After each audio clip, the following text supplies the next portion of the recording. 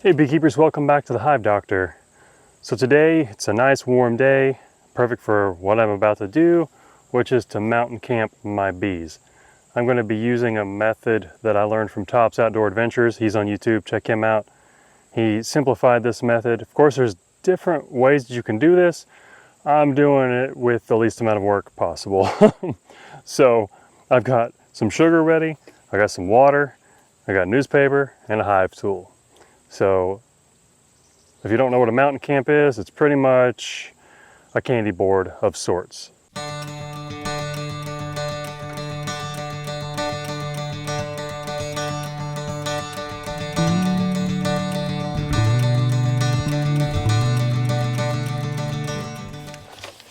All right, first thing I'm gonna do is take the sports section and lay it here.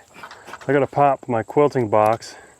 So on Top's Outdoor Adventures on his channel, he doesn't use quilting boxes. He's seen no need to in his area, so that's good. However, in my area, of course, in his area, he's in Oklahoma. In my area of Georgia, I have done winters with quilting boxes and without. And I have found that my bees always come through better with a quilting box rather than without one. So that's what we're going to be doing, is putting these mountain camps on and then topping it off with a quilting box. So the simple way, I just laid newspaper right on top of this, and then I painted and cut up one of my deep hive body boxes into 1.5 inch shims. And now I'm going to pour sugar. Well, I'm getting ahead of myself. I'm going to wet the newspaper and then pour sugar on top of that. And that sugar should absorb the water and any moisture that's created from the heat of the colony and harden the sugar up here, making it a nice hard block. So that's what we're going to do. And I'll bring you guys closer so you can see the process when I get down on this next hive where it's a little bit shorter. And I don't have a spray bottle. Well, I do, but I found out that a rat chewed a tiny hole in the bottom of it, and instead of going and getting another one, which I didn't feel like doing, I'm just splashing some water on the top.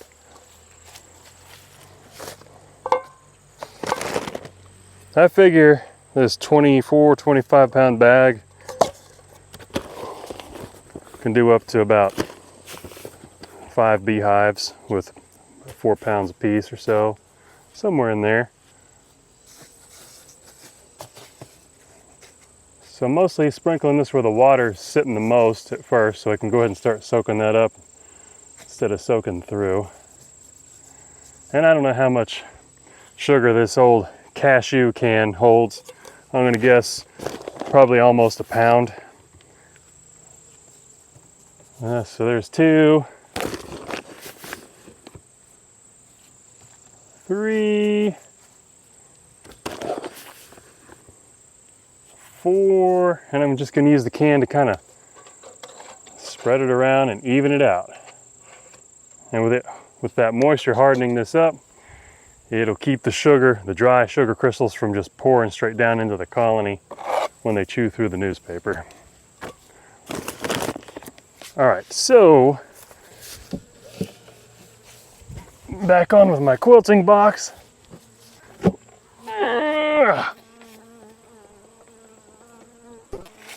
Now let's do this one up close for you.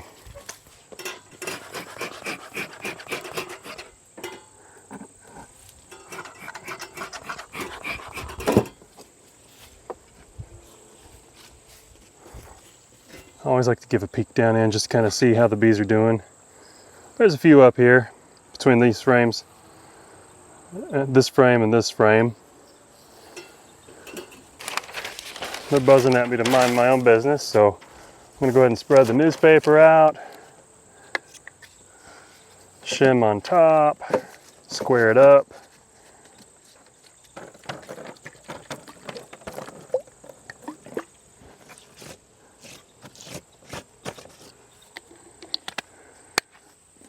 And I could also poke some holes in the newspaper, but I know the bees will chew through it soon enough.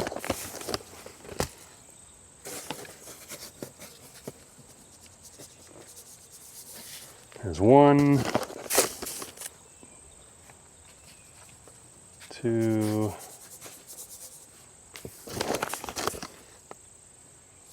3,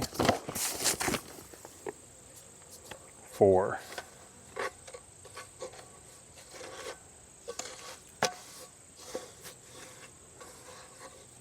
I'm just making sure it gets into all the corners and edges. And I already see, you know, sugars coming through. And my buddy in Oklahoma said last year his bees never even touched his mountain camps. So they didn't need it. They still had plenty of food, which is great.